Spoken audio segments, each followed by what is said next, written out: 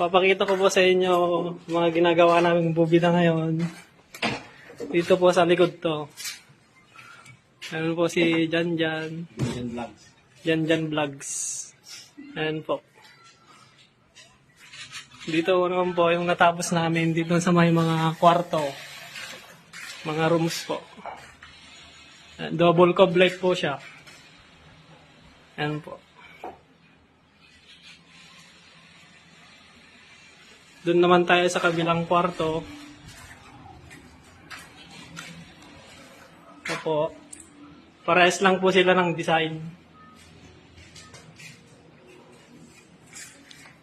Sa may mga balak pong magpagawa ng bubida dyan, contact nyo lang po kami.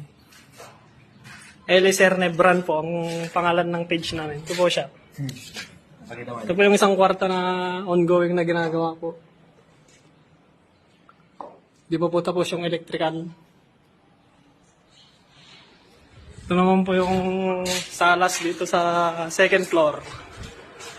Tapos na po siya. Ito yung manhole. May multo po na. Ito po. May terrace.